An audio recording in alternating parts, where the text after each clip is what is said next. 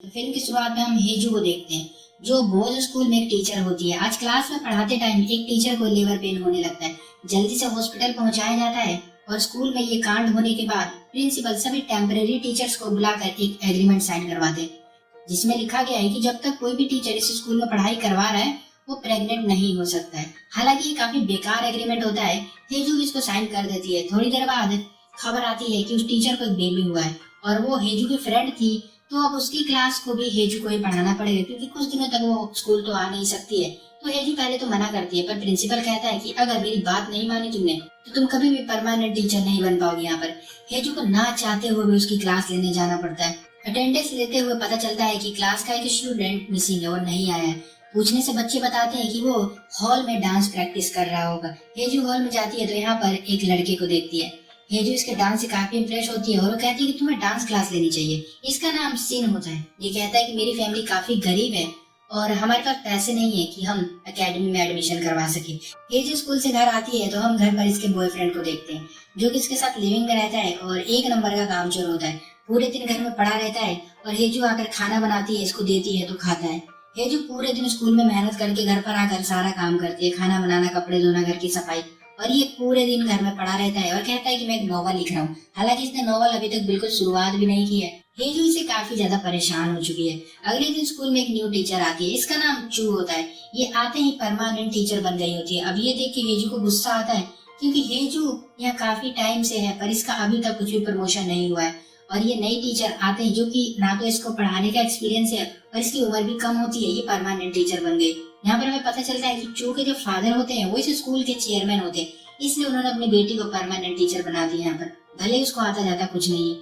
चू हेजू से कहती है कि हम सेम कॉलेज में थे, आप मेरी सीनियर थी, पर हेजू को कुछ याद नहीं आता कि ऐसी भी कोई बात थी। तब यहाँ पर चू के फादर चेयरमैन आ जाते हैं, कहते हैं हेजू से कि तुम मेरी बेटी का यहाँ पर ख्याल रखना। और रात को सभी टीचर डिनर कर रहे होते हैं और यहाँ पर जितने भी टीचर होते हैं वो चू की चापलूसी करने में लगे होते हैं। वो उसको इम्प्रेस करना चाहते हैं कि वो चेयरमैन से अच्छी खासी दोस्ती बना सके। और ये सारी जो चापलूसी होती है वो हेजू बैठकर देख रही होती है, अंदर अंदर गुस्सा हो रही होती है और ये यहाँ से जाने लगते। प्रिंसिपल उसको जाते देख कहता है कि कहाँ जा रही है, चू के साथ बैठकर खाना खाओ, तुम इसकी सीनियर हो आखिर। हेजू गुस्से में कहती है कि मैं तो इस लड़की को जानती तक नहीं हूँ और यहाँ से वापस स्कूल में आ जाती है अपनी कार लेने के लिए।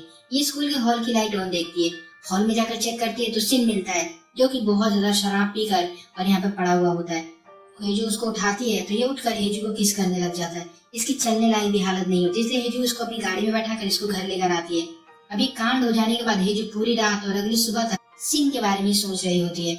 उसकी प्रोफाइल को आकर चेक करते स्कूल में तो पता चलता है कि इसकी मदर नहीं है। सीन अपने फादर के साथ रहता है। हेजू सिन से मिलकर कल रात के बारे में पूछती है। ये कहता है कि मुझे जो पनिशमेंट दोगी मैं सह लूंगा, पर हेजू उसको कुछ कहती नहीं है। पढ़ाते हुए स्कूल में इसका बॉयफ्रेंड आज स्कूल आ जाता है। हेजू नीचे जाती है और इसे कहती है तुम यहाँ पर क्यों आए हो। ये कहता है लंच के लिए। हेजू इसके हाथ में कुछ पैसे देती है और यहाँ से चली जाती है। रात को चू हेजू को कॉल करके अपने फादर के साथ डिनर के लिए बुलाती है। हेजू को लगता है कि चेयरमैन ने बुलाया है तो जाना तो पड़ेगा ही। यहाँ पर कोई चेयरमैन नहीं होता है। चू ने इससे दोस्ती करने के लिए और अपने बॉयफ्रेंड से मिलवाने के लिए इसको बुलाया होता है। दोनों यहाँ पर इसको गिफ्ट भी देते हैं हेजू को। और जब इसका बॉयफ्रेंड ऐसे चला जाता है तो हेजू सामान को फेंक देती है और चू को बहुत सुनाती है उल्टा सीधा। और घर आकर देखती है तो इसका बॉयफ्रेंड घर छोड़कर जा रहा होता है। हेजू से सॉरी कहती है आज के लिए, पर इसका बॉयफ्रेंड नहीं मानता तो हेजू गुस्से में बोलती है कि मैंने तुम्हारे पीछे अपने 10 साल बर्बाद कर दिए, जाना है तो चले जाओ। और इस तरह से दोनों का ब्रेकअप हो जाता है। अगले दिन स्कूल में कुछ बदतमीज लड़के चू की गलत सी फोटो निकाल रहे होते हैं। हेजू फोन छीन कर जाने लगती है। लड़का चिल्ला के गाली देता है हेजू को और कहता है कि तुम परमानेंट टीचर नहीं हो यहाँ पर, तो तुम बीच में मत ही पढ़ो। हेजू बाद में वो फोटो ले जाकर चू को दिखाती है और कहती है कि ये बॉयज स्कूल है तो तुम्हें यहाँ पर अच्छे कपड़े पहन कर आना पड़ेगा। ऐसे कपड़े पहनोगी तो लड़कों का मन बहकेगा। और क्या तुम यहाँ पर लड़कों का अटेंशन पाने के लिए आती हो, यहाँ पे टीचिंग करवाने आती हो। चू इतनी सी बातें सुनकर मतलब अंदर से उसको काफी बुरा लगता है और उस स्टूडेंट के पास जाती है और उसको वार्निंग देकर ऐसी छोटी सी उसका फोन वापस कर देती है जैसे कोई बात ही नहीं हुई थी। और हेजू ये सब देख रही होती है और इसको और ज्यादा गुस्सा आ जाता है इसके ऊपर। रात को हेजू आज फिर से हॉल में जाती है सिन का डांस देखने के लिए, पर सिन यहाँ पर नहीं होता है। उसको हॉल के पीछे वाले एरिया से कुछ अजीब सी आवाजें आ रही होती है। जब वो जाकर देखती है तो यहाँ पर चू और शिन जो दोनों होते हैं प्यार मोहब्बत कर रहे होते हैं। अब ये सीन देखकर हेजू के साथ साथ हमारा भी दिमाग घूम जाता है कि ये क्या हो रहा है यहाँ। और अगले दिन प्रिंसिपल सारे टीचर्स को वार्निंग दे रहे होते हैं अपने रूम में कि बगल वाले स्कूल में टीचर और स्टूडेंट का अफेयर पकड़ा गया है। अगर हमारे स्कूल में ऐसा कुछ हुआ तो अच्छा नहीं होगा। हेजू फिर चू को लेकर एक सुनसान रूम में जाती है और कहती है कि तुम सिन के साथ रात को वहाँ पर क्या कर रही थी, मुझे सब पता चल गया। चू रोने लगती है और कहती है कि प्लीज मेरे फादर या मेरे बॉयफ्रेंड को मत बताना, मेरी जिंदगी बर्बाद हो जाएगी।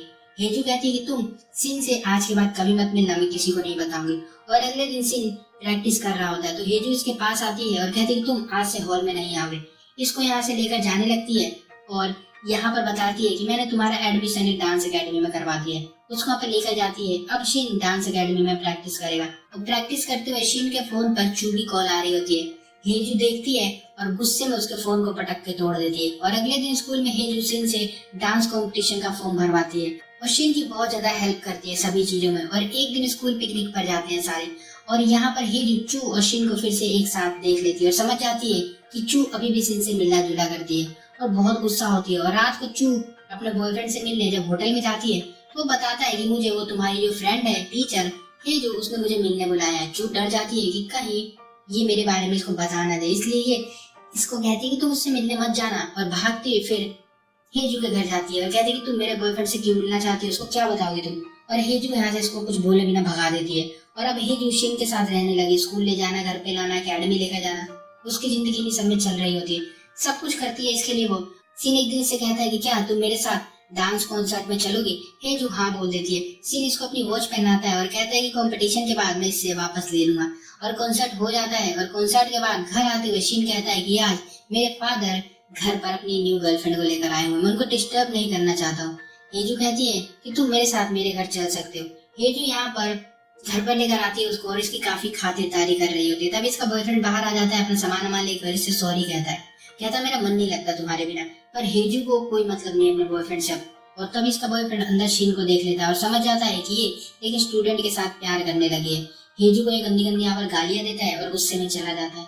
रात होती है और रात को क्या होगा इनके बीच बताने की बिल्कुल मुझे जरूरत नहीं है। रात भर दोनों यहाँ पर प्यार मोहब्बत करते हैं टीचर स्टूडेंट और यहीं पर नहीं रुकते। इसके बाद रोज का इनका यही रूटीन बन जाता है, स्कूल जाना, घर पे आना, यही सब करना। कुछ दिन ऐसे बीत जाते हैं और शिन का डांस कंपटीशन होने वाला होता है। हेजू यहाँ पर आई है इसको चेयर करने के लिए। यहीं पर चू को भी देख लेती है। कंपटीशन के बाद हेजू शिन को ढूंढ रही होती है पर वो नहीं मिलता है क्योंकि चू शिन को लेकर ऑलरेडी यहाँ से जा चुकी होती है। और हमें यहाँ पर इनकी बातों से पता चलता है कि चू ने ही शिन को कहा था कि तुम हेजू को अपने प्यार में गिराओ और उसके साथ ये चीजें करो सारी, ताकि वो इसको सबक सिखा सके।